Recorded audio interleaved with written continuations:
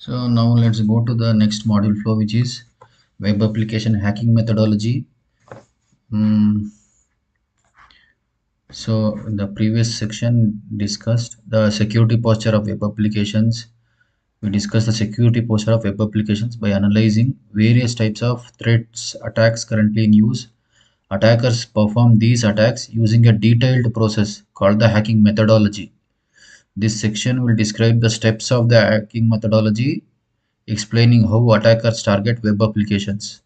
So in this, the first step is footprinting web infrastructure. So web infrastructure. So we are not trying to footprint, web application or a web server or some system. We are trying to footprint in the entire web infrastructure. So, so in this, the first step is server discovery. To footprint a web infrastructure, first you need to discover active internet servers. Three techniques, namely whois lookup, DNS interrogation, and port scanning, help in discovering the active servers and their associated information. In iLabs, Skipfish, HTTP Recon, ID Server, Netcat, Telnet, and other tools are used to perform web server reconnaissance. So after so in server discovery, the first method is using whois lookup. So note whois is a public database that houses the information collected when someone registers a domain name or update their DNS settings. So use the following tools to perform whois lookup: Netcraft, whois lookup, Smart whois, or Batch IP converter. In iLabs, Ghost I is demonstrated on certifiedhacker.com. When we launch the Ghost I, the following options are presented. So as you can see in the screenshot, it gives 12 options. In that, the first option is whois lookup, second is DNS lookup, and so on.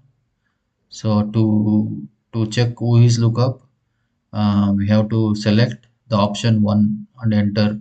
So when we selected option 1, we got the following information as shown in the screenshot. So it shows the domain name, which is certifiedhacker.com, registry domain ID, registrar whois server, registrar URL.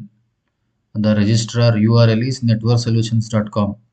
The updated date, creation date, registry expiry date, the registrar is Network Solutions, registrar ID, so registrar abuse contact email, registrar abuse contact phone number is also given. Domain status is also given, and then the name servers. So for certifiedhacker.com, there are two name servers, ns1bluehost.com and ns2bluehost.com.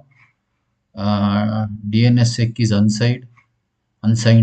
DNSSEC is unsigned. URL of ICANN, who is a inaccuracy complaint form, is also given. And when was this whois database updated? The date is also given. So after whois lookup, let's see DNS interrogation. So use the following tools to perform UNS interrogation: professional toolset, DNS records, DNS recon, domain dossier. So even here, just as in whois lookup, we use the ghost I tool to perform this DNS lookup. So we have to select the option 2 to perform the DNS lookup. So when we selected option 2 on ghost I, this is the result we obtained. So as you can see in the screenshot, the DNS record is shown here with all the name servers, and What else is there?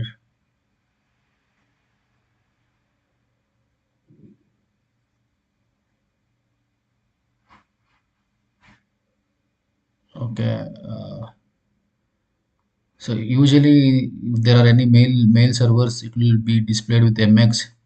If there is a SOI record, the third column will be shown as a uh, uh, SOA, something like that.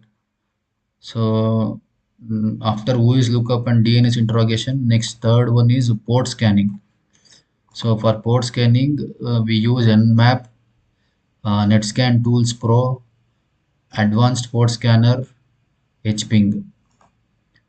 So then after server discovery, we next step is service discovery. So we are in footprint web infrastructure chapter, in which we saw server discovery. Server discovery, there were three methods using, that is using OS lookup, DNS interrogation, port scanning. After server discovery, we are into service discovery now. Service discovery, we can use Nmap or Zenmap. So as you can see, so Nmap, if we use -a option, it displays the services also along with the operating system, etc. Then after service discovery, let's go to server identification or banner grabbing.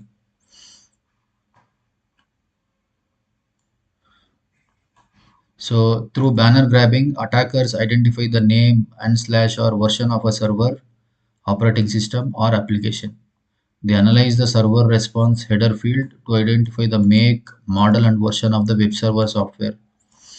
This information helps them to select the proper exploits from vulnerability databases to attack the web server and its application. So example, the server identification or banner grabbing using Telnet. So the lab we are using this. So we are performing the server identification or banner grabbing on a website called moviescope.com. So here the first step is to telnet perform telnet on moviescope.com on port 80. So after establishing the connection, the attacker receives the prompt, does not display any information. Now the attacker presses the escape key, which returns the banner message that displays information about target server along with some miscellaneous information.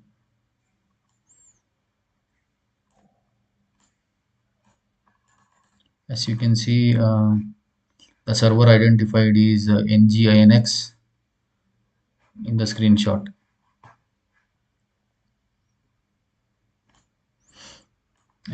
Grabbing banners from SSL services. So this is using OpenSSL. So after installing the OpenSSL, navigate to OpenSSL in the terminal, run the command sclient -host certified hacker.com port 443. So after this command, you type get/http/1.0 and press enter to get the server information. The information displayed indicates that OpenSSL identifies the server used by certified hacker.com as Apache. As you can see in the screenshot, the server is Apache.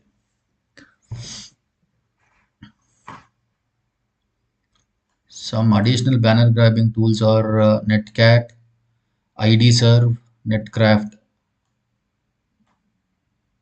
So, okay, after banner grabbing, we'll go to detecting web app firewalls and proxies on the target site.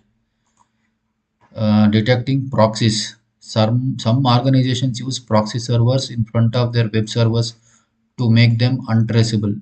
Therefore, when attacker try to trace the target's IP address, which is hidden behind a proxy, using footprinting techniques, the attempt would provide its proxy IP address and not its legitimate address. To know whether a web server is behind a proxy, attackers can use the trace command. Attackers place the trace command in HTTP 1.1. If the web server is present behind a web server, and when attacker sends request using the trace command, the proxy modifies this request by adding some headers and forwards it to the target web server. Therefore, when the web server bounces back the request to the attacker's machine, the attacker compares both the request and analyzes the changes made to it by the proxy server.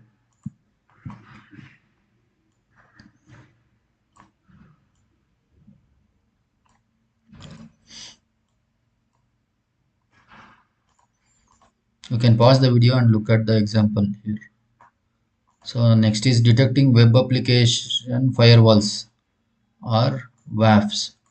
Web application firewalls or WAFs are security devices deployed between client and the server. Different methods to detect: examining the cookies, because a few WAFs add their own cookies during client server communication. Attackers can view the HTTP request cookie to observe the presence of WAF. Analyzing the HTTP header request. Most firewall edit HTTP header requests. Thus, the server response varies. Hence, an attacker sends a request to a web server, and when the server responds to the request, the response betrays the presence of the web application firewall. Attackers use tools such as WAF to detect the presence of WAF in front of a web server that hosts the target website. So WAF whoop, you can try this on the parrot terminal. So when we used WAF woof on certifiedhacker.com, so it displayed the result like this. The site http certifiedheader.com is behind mod security in braces spider labs WAF. So the WAF is mod security or spider labs WAF that is used to protect the certifiedhacker.com. You can also use the tools listed to detect WAFs in the target web infrastructure, like Shield 5 web application firewall detector, WAF, and Nmap. Example for using Nmap -p80 script, http -waf detect, and then host. Similarly, other script is like nmap script http waf fingerprint host. In iLabs, along with nmap, Uniscan is also used for fingerprinting a web server and also as a web crawler. So Uniscan is also an important tool from examination point of view. So after detecting firewalls and proxies, let's go to hidden content discovery. Hidden content and functionality not reachable from the main visible content can be discovered to exploit user privileges within the application. The following methods are employed for discovering the hidden content: web spreader or crawling. Web spreaders crawlers automatically discover the hidden content and functionality by passing HTML forms and client-side JavaScript request and response. Um, so in the lab we have used OWASP Z attacks proxy, that is OWASP ZAP. So the OWASP ZAP offers automated scanners as well as other set of tools that allow you to find security vulnerabilities manually. Attackers use OWASP ZAP for web spidering or crawling to identify hidden content and functionality in the target web application. Some additional web spidering crawling tools are as follows: Burp Suite, Web Scrap. The screenshot of a OWASP ZAP is shown here.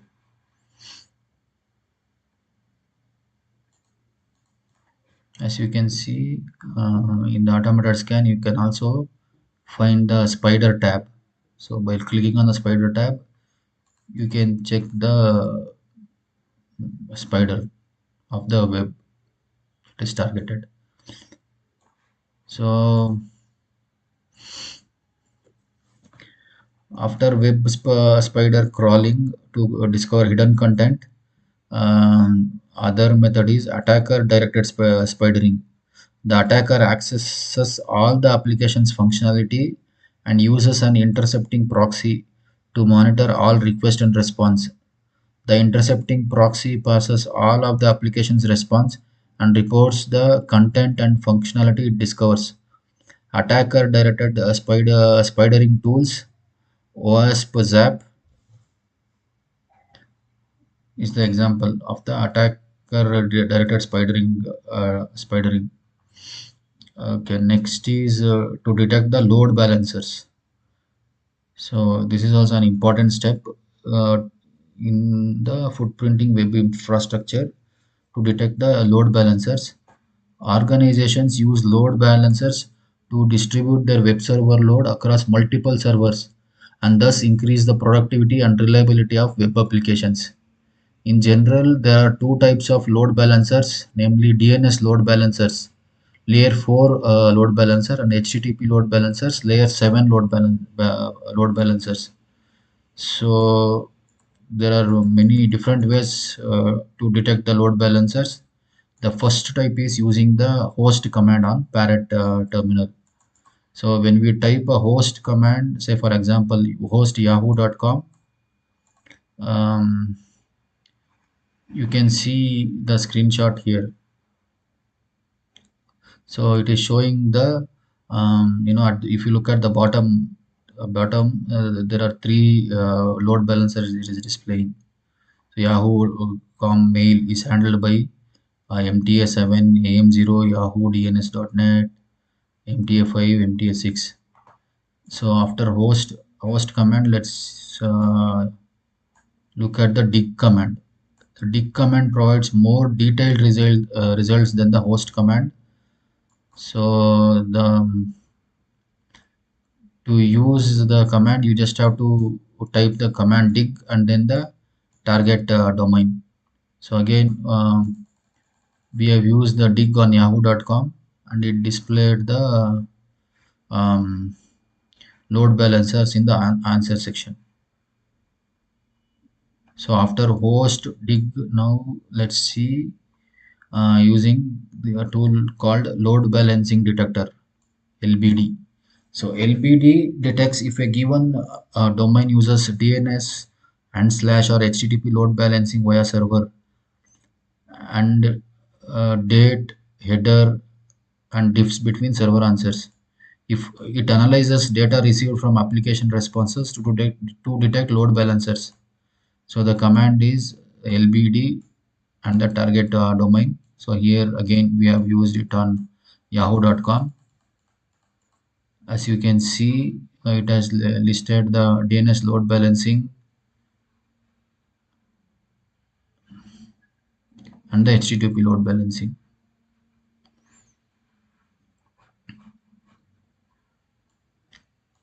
And then the fourth tool used is Halberd, HALBERD, to detect the load balancers. You can use Halberd to identify the real IP addresses of the load balancers. Halberd yahoo.com also displays the load balancers. So this is about the footprinting the web infrastructure.